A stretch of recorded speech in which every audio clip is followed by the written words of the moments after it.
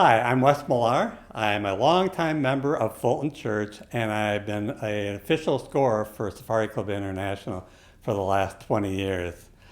Why this little tutorial and seminar? Well, each of the last 3 years, you've been able to bring your buck out to Fulton Church, and we've officially scored your buck for you. We've scored well over 100 bucks in the last 3 years. Unfortunately, since this conference is now video this year and virtual, we're not going to be able to do that. So you're going to be able to do it by yourself. And that's what this tutorial is all about, just giving you an outline of how to score your deer. So the first question is, why would I score my deer? And the answer to that is your answer. Why do you want to score your deer? Now, a couple of suggestions is, it's great campfire conversation. When you're sitting around the campfire with your friends, with your family, fellow hunters, everybody wants to talk about the bucks that have been taken in the past. And one way of helping to visualize those bucks is to know the score on each one of them. Secondly, when you took that big buck this year and you took that photo and you sent it around to your friends and family, if you can include a score with that, it helps them visualize what that buck really looks like. So those are the two primary reasons. If the buck is big enough and you want to enter it into one of the scoring systems, Boone and Crockett, Pope and Young, Safari Club International, those are certainly valid and good options for you as well. But our purpose today is not to get a buck perfect score. We want to get a good, solid, accurate score for campfire conversations.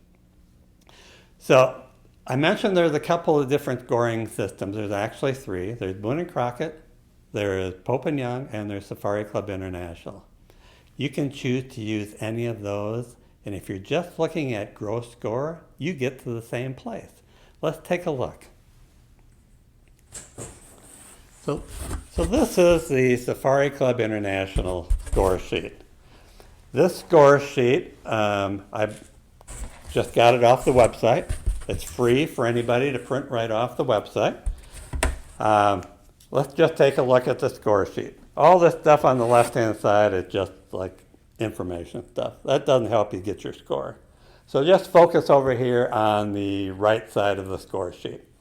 So the first thing you're going to measure is your length of your main beam. And we'll do an example here in just a minute. Then you're going to measure the length of your tines. Now, Safari Club International says tines. Boone and Crockett says G1, G2, G3, G4, etc. It's the same. Use whatever terminology you like to use. You fill in the length of each one of the tines on the left and on the right. Don't forget to do your circumferences. The first circumference with both scoring systems is between the burr and the first point. That would go here under circumference number 1 on both sides, left and the right. Do your circumference number 2, your number 3, and number 4. Now, one of the things that hunters sometimes miss is if you have an 8-point buck, sometimes they only do 3 circumferences. That's not correct. You still do 4 circumferences. Make sure you get your inside spread of the main beam, not the top points that stick out the side. Inside spread of the main beam. You add all of that up, and you now have your gross score. If there was some non-typical points on that deer, maybe you had an extra inline or something sticking out the side, make sure you write those down and measure them. And to get your gross score for campfire conversation, you add total score plus your non-typical points, and that's your total gross score. If I'm going to use Boone and Crockett Club, the score sheet, when I print it off, looks different. The results get us to the same place. Let's take a look. Length of the main beam, right here, left and right. One thing that's different is Boone and Crockett, you start on the right, and second column is the left. With Safari Club, you start left column first, right column second. Length of the first point, length of the second point, third point, fourth point, and so forth, as long and get all of your inline points that are straight up from your main beam. Your circumferences, again, you get 4 circumferences, same measurements as with Safari Club International, and you write those into these spots here.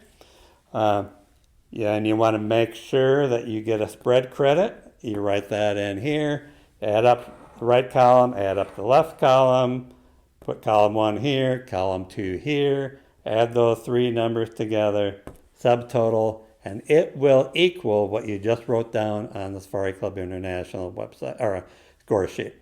So pick one that you like or one that prints out nice and clean for you and go for your scoring.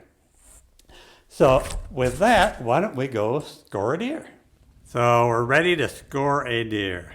So this is the fun part. I mean, if you're like me, you just like putting your hands on antlers. There's something exciting about that. That's why I'm an official scorer. What do I need? Well, I need a score sheet. So like I said before, just go to Boone & Crockett website or Safari Club International website. You can print off a score sheet and then just follow the directions there. I like to use some painter's tape, and I'll show you in a second how you would use that. But it just helps in getting my measurements a little more accurate. And again, today our goal is 99% accuracy. We're not trying to make official scores. We just want to make some good, solid campfire scores. I have a choice. I can use a wire for my scoring. Wires are very accurate. And when I'm doing official scores, I many times will use a wire.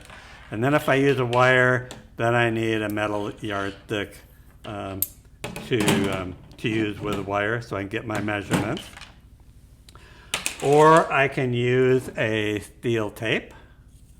1/4-inch steel tape is the best, where there's a little bit of flexibility to it, but yet it's some very solid steel tape.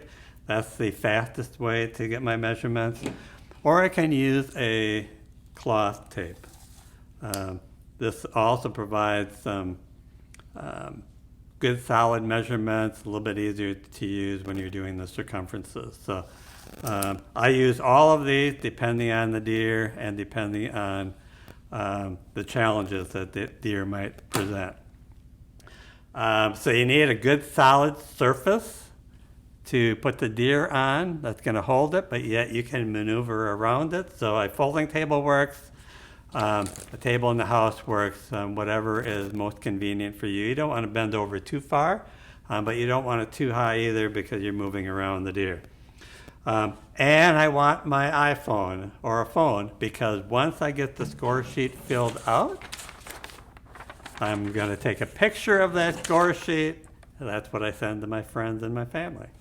So that's everything I need. So it doesn't cost much to score a deer.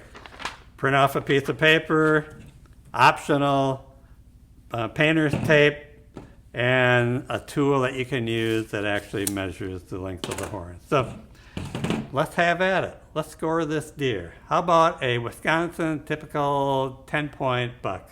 Let's give it a whirl. All right, so this is our buck we're going to score.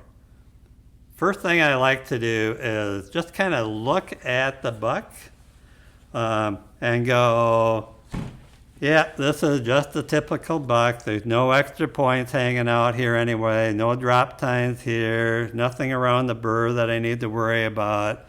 No non-typical points. There's 5 points on each side counting the main frame, so main frame plus 4 on both sides.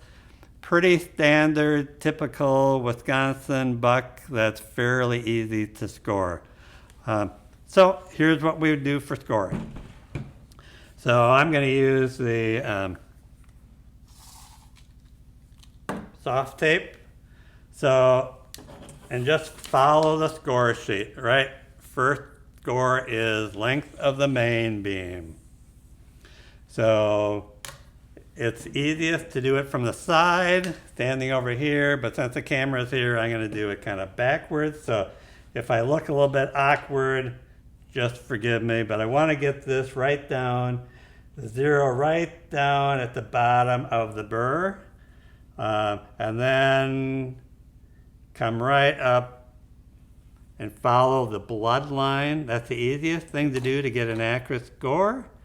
Just follow the bloodline of the antler, and this is kind of backwards for me, so I'm not really seeing this very good, and then you follow it right around to the end. Now, when I talked about 99% accuracy, if we wanted 100% accuracy, we would card this off. That would mean take a playing card or something hard. I would put it on here, square it off, and then I would measure to that card.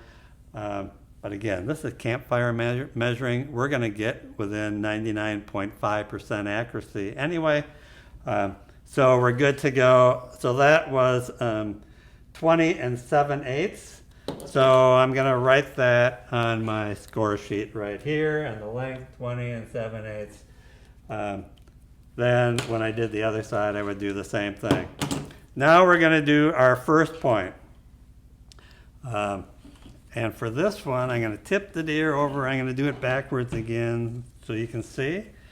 But this is where my tape would come in handy. I would stick a little piece of tape on here, just like that. Take my pen or marker and go, if that point did not exist, where would the main beam be? And it would be just like that, right? And I would do this a little bit more careful if I was not demonstrating it. Then I would take my measure, again, any of my measures. The wire worked good, tape worked good. I put my 0 right on that line, run it right up the middle of that point. Come right off to the end here, put my finger there, and I have 3 2/8 for my measurement. Write that down here. 3 2/8, and we're good to go.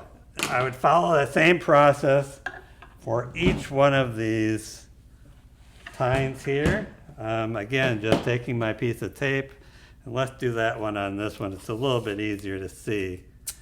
And on a tine up here. Now, one thing I want to look for, this deer doesn't have any webbing. Some deer have webbing. If they have webbing, you have to visualize the deer without the webbing. Webbing doesn't count for anything, although it really looks cool. Put my tape here, take my pen, again, go, if that point did not exist, my main beam would run just like this. And that's not, I'm doing this upside down, that's not very good. But you get the point. We want to identify where the main beam would be if the point didn't exist, and then that's your starting point for measuring the length of the point. So then I would put the tape right on here. You can see the 0 would go right on that line. Run it right up to the end, and we have 7 5/8. The nice thing about a tape like this, it goes to the 16th of an inch, so you can really get it very accurate. So then we do our next point, and we do our next point, and we fill them all in, and we have the length of all our points. Then we go to the right side, do the right side as well. Then we have to do our circumference, right? Circumferences on a mounted deer sometimes can be a little bit tricky, depending on where these ears are. Now this one, there's lots of space. If you can see it here, you can see my finger going in here. So there's lots of space for measuring there. Sometimes a taxidermist is going to put that ear right up tight to the antler. That's where my wire comes in. I can slide that wire right in there and get a good measurement for the circumference. So the circumference is the narrowest point between the 2 points that I'm measuring between. So in this case, the burr, this is the burr. Boy, it'd be nice if we could measure the burrs, but we can't measure the burrs. That would add another inch or two to every score. And here's my first point. So I'm going to go right in between there with my tape and find my narrowest spot. Make sure I'm perpendicular to the antler, and I have 4 3/8. So then I'm going to write down my 4 3/8 right here, and that's my first measurement. Same thing here, smallest point between the first and second point, put the tape on there, and we got that one. The third one we'll do just the same way, and then we do the fourth one right here. So pretty straightforward. On a typical 10-pointer, they're about as easy as it comes to measure. If this was an 8-pointer, again, don't forget your fourth circumference. So this point doesn't exist, right? We have 1, 2, 3, our main beam. So what we do is we go from the center of this point along the main beam out to here, measure that, divide it by 2. That's where we take our fourth circumference from, right there. So straight and nice and easy to do. One more measurement, right? I want to make sure I get my main beam inside spread credit. Let's see if we can do this without tipping this deer over. And so you can see using the camera. And my tape doesn't start at the end. The start 0 is right there.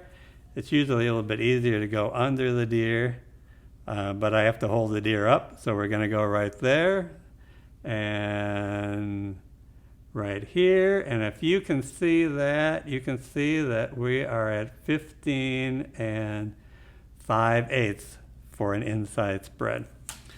So we write that down, 15 5/8. And so now we have all of our measurements, and I'm not going to bore you by measuring all of these, but I'm going to do that quickly and then come back and I will show you the completed score sheet. Okay, we're back again, and we completed the scoring of the deer. Took all the circumference measurements, all the tine lengths, and inside spread. And we put it on our blown up score sheet here so you can see it. So you can see here we got our length of main beam, 20 7/8 and 20 2/8. And then the length of each one of the tines, or G1, G2, G3 if you're using Boone and Crockett. We add that up for a subtotal of 46, and I can't read upside down, 46 here and 46 on the right side. Added up all of our circumferences. They came up to a little over 16 inches on the left and 16 inches on the right. We added in our inside spread, and if you recall, that was 15 5/8. And it made our fourth grade teacher happy because we added fractions. So we added up all of the eighths and all of the whole numbers, and we came up with 140 5/8 inches on this deer. So pretty typical 10-point Wisconsin buck. When you're field estimating them, that's kind of where I always want to start with. You know what a 140 deer looks like, and then you either go up or down from that point in time. But anyway, that's how you score a typical white-tailed deer. Pretty easy to do. Just a reminder, if there's non-typical points on the score sheet, don't forget those. You want to add those in. On the SCI score sheet, they would just be included here. So then you would add the 140 5/8 to the length of any of the non-typical points, and that would be your gross score for talking about around the campfire. So if you have any questions, please give me a call. If you have a deer you're having trouble scoring, maybe it has webbing on it, maybe it has 2 points that grew together, you don't know for sure where you should start the measurement on that non-typical point, give me a call. You can reach me at 608-225-4825 or send me an email, WMILLAR342@gmail.com. All right, so your next step is go shoot a big buck, score that big buck, let us know what the score is.